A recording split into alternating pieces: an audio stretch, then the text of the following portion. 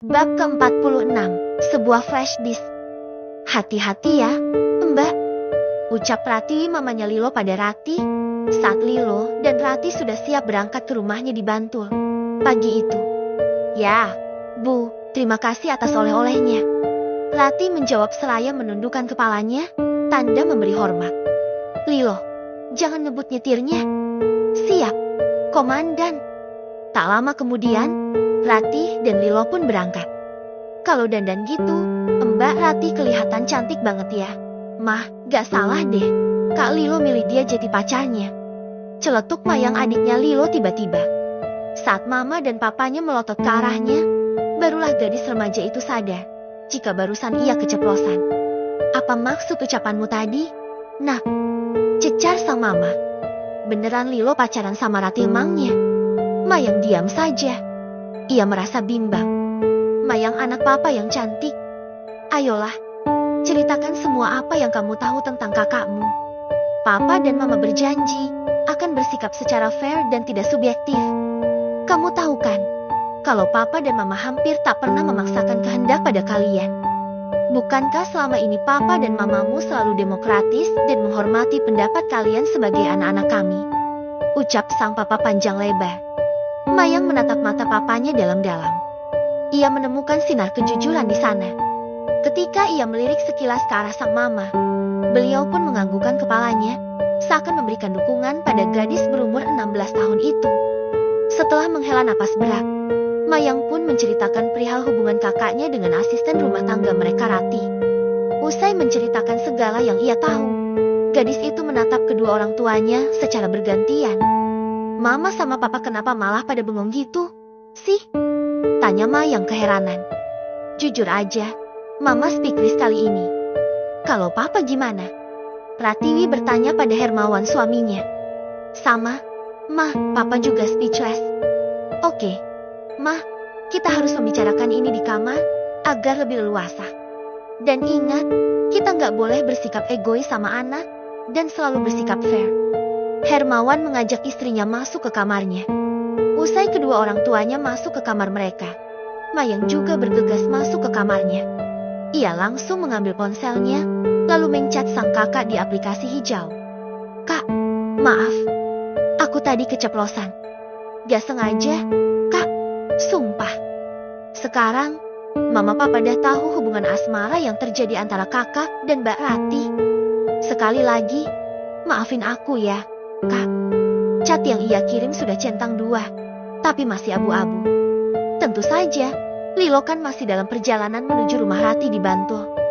Setelah menempuh perjalanan beberapa lama, mobil Lilo tiba di rumah orang tua Rati.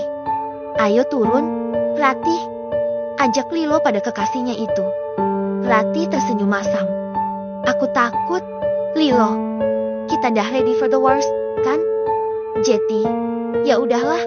Apapun yang terjadi, kita akan hadapi sama-sama. Lilo berusaha menenangkan hati Rati.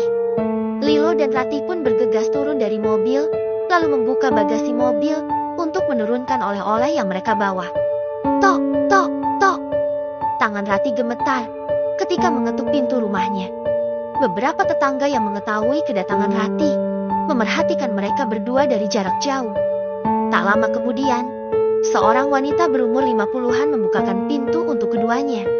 Buk, panggil Rati pada sang ibu. Keduanya bertatapan dengan penuh kerinduan. Rati melihat, tak ada sinar kemarahan lagi di mata ibunya. Enduk Rati anakku. Wanita yang bernama Darmini itu sontak memeluk putrinya yang sudah 3 tahun ini diusirnya. Kedua anak beranak itu saling berpelukan sambil bertangisan. Setelah puas menumpahkan rindu, Darmini mempersilakan Lilo untuk duduk. Monggo, Pinarak, Mas. Silakan duduk. Darmini menyuruh Lilo untuk duduk. Setelah menaruh oleh-oleh yang mereka bawa ke atas meja makan, Lilo duduk di ruang tamu. Darmini keluar lagi dengan nampan berisi 2 gelas teh hangat. Monggo diunjuk, Mas. Silakan diminum. Enjih, Bu, terima kasih. Jawab Lilo dengan sopan. Bu, Bapak kemana teh? Tanya Rati kemudian. Lagi ke rumah Pak Desarwo, enduk. Sebentar lagi palingan Bapak pulang. Ada perlu apa teh? Buk, mau jual rumah? Enduk. Rumah mana? Buk, ya rumah ini teh. Enduk. Memangnya rumah kita ada berapa? Ratih tercekat. Kenapa dijual? Bu, Darmini terdiam beberapa saat. Untuk nutup utang di bank. Enduk, kenapa gak jual sawah sama kebun? Buk, sudah habis. Enduk, harta kita. Sawah dan kebun sudah dijual bapakmu untuk modal nyalon kades dulu. Enduk, satu-satunya harta kita ya tinggal rumah ini. Bapakmu sudah berbulan-bulan tidak nyetori angsuran ban. Makanya, sebelum disita oleh ban, mendingan rumah ini dijual dulu, buat nutup sisa utang. Sisanya, buat bikin gubuk. Lah, dulu waktu kutanya katanya bapak gak keluar uang sama sekali waktu nyalon, karena sudah dibekingi sama Pak Camat. Sergah Ratih kemudian. Darmini mendeci pelan. Cuma lamis, janji sebatas diucapkan di bibir saja itu. Enduk. Lah terus, bapak ambil utang di bank dengan agunan rumah ini buat apa? Buk. Darmini terdiam sesaat. Matanya nampak menerawang jauh. Ia menghela napas berat. Bapakmu ketipu. Enduk. Bapakmu dan beberapa warga sini terjebak investasi bodong. Enduk. Kok bisa sih? Buk, bapak kan panutan di dusun sini. Lah mosok bisa ketipu. Ya begitulah. Enduk. Orang itu kalau sudah dirasuki rasa tamak, tergoda menghalalkan segala cara, karena ingin kaya dengan cara cepat dan instan. Enduk, ibu minta maaf padamu. Ya, karena ibu tidak membelamu saat bapakmu dulu mengusirmu, setelah perceraianmu dengan Anwar itu.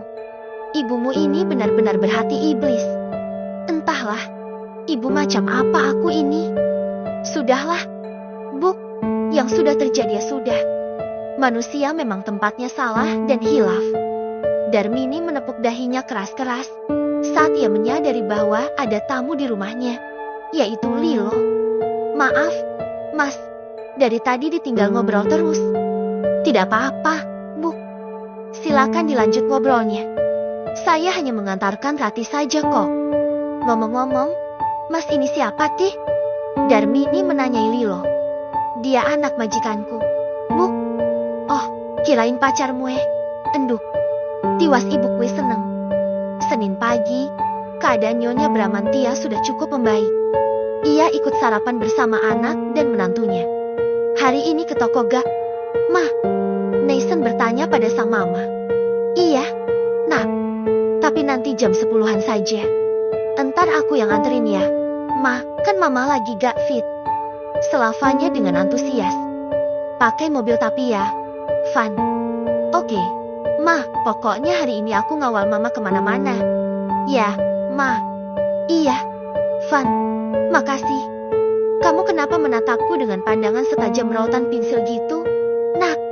Tanya Vanya pada Nathan sambil memelototinya balik. Gak apa-apa. Kamu tuh kalau ada kesempatan ngelayap, pasti excitednya bukan main. Dih, gak tahu diri banget kamu. Nap, makanya jadi orang tuh banyakin ngaca. Loh kok malah nyolot sih? Kamu ngerti gak Nap? Kenapa aku begitu happy saat ada kesempatan keluar rumah? Karena kamu selama ini terlalu posesif, Nathan. Kamu terlalu cemburu. Logikamu jadi gak jalan. Kamu ngelarang aku kemana-mana sendirian. Kemana-mana harus dikawal kamu. Oke, aku terima. Tapi kamu lupa, Nathan, bahwa kadang-kadang aku butuh me time, aku butuh sendiri. Nathan, kamu pikir enak apa dikurungin melulu? Aku manusia. Nah, bukan burungnya Pak RT. Tahu, aku kan gak bermaksud gitu, Van. Aku kayak gitu kan karena aku ingin menjagamu. Aku gak mau kamu ketemu orang-orang kayak si Will dan itu lagi. Soalnya kamu itu kadang-kadang terlalu naif, Van. Tuh kan, diungkit-ungkit lagi. Aku kan dah minta maaf sama kamu. Aku juga udah gak pernah kontak sama teman-teman cowokku, karena aku menghormatimu. Nathan, aku ingin menjaga perasaanmu. Biarin deh aku berteman sama demit dan setan doang. Sumut Vanya. Ia lalu bangkit dari kursinya dan bergegas meninggalkan meja makan. Gak dihabisin sarapanmu, Van. Biasanya kamu nambah, kan? Nyonya Bramantia menanyai menantunya yang lagi mutung itu. Dah gak selera. Ma, entar kalau dah mau berangkat, aku dipanggil ya. Ma. Ya, Van.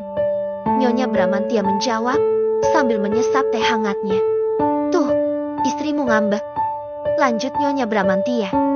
Nathan mengendikan kedua bahunya. Akhir-akhir ini dia mang kayak gitu. Ma, dikit-dikit ngambek. Tapi abis itu mesra lagi. Mood dia kayak roller coaster. Ma, mungkin itu pengaruh hormon. Nak, entar pulang kerja, beliin istrimu test pack 3 biji dengan merek yang berbeda, biar lebih afdol. Oke, Ma. Bu, tadi ada orang kesini, nganterin ini untuk ibu. Ucap salah seorang karyawan toko bangunan pada Nyonya Bramantia sambil menyerahkan sebuah amplop coklat. Siang itu, kamu gak kenal sama yang nganterin? Enggak, Bu. Ya udah, makasih. Isinya apaan? Ma, tanya Vanya penasaran. Gak tahu. Van. Nyonya Bramantia kemudian merobek ujung amplop, lalu mengeluarkan isi amplop coklat kecil itu. Nyonya Bramantia dan Vanya sontak saling tatap saat mengetahui bahwa isi amplop itu adalah sebuah flash disk yang disertai dengan secari kertas yang bertulisan buka cat dariku. Diana, cepetan buka ponselnya. Ma. Nyonya Bramantia langsung mengeluarkan ponselnya, lalu membuka cat yang masuk ke aplikasi hijau. Hati Nyonya Bramantia sontak berdegup kencang saat melihat ada sebuah cat dari Adrian. Jangan buka isi flash disk itu saat bersama orang lain, sayang. Atau kamu akan menyesal. I love you, Diana. Itu flash disk isinya apaan sih? Ma, siniin deh. Ma, biar aku tancepin di PC Mama. Ucap Vanya sambil mengambil flash disk itu. Jangan, Van. Itu isinya kerjaan Mama, kok. Entar Mama buka di rumah aja. Gak penting-penting amat kok, Van. Nyonya Bramantia bergegas mengambil flash disk itu, lalu menaruh di sakunya. Pulang sekarang yuk, Van. Hah? Serius mau pulang sekarang? Ma? Iya, Van. Setelah mengambil tasnya, Nyonya Bramantia menggandeng tangan Vanya untuk segera meninggalkan toko bangunan. Mama kenapa sih? Kayak orang bingung kayak gitu. Banyak kerjaan, Van. Jawab Nyonya Bramantia sekenanya. Padahal ia tengah memikirkan Adrian yang kemarin malam tiba-tiba menghilang dan tak bisa dihubungi itu. Dan kenapa sekarang tiba-tiba dia muncul dan mengirimkan sebuah flash disk padanya? Memangnya apa sih isi flash disk itu sebenarnya? Sesampainya di rumah, Nyonya Bramantia bergegas turun dari mobilnya, lalu masuk ke kamarnya. Vanya hanya terbengong-bengong melihat sikap ibu mertuanya. Begitu masuk kamar, Nyonya Bramantia mengunci kamarnya, membuka laptopnya, lalu menancapkan flash disk itu.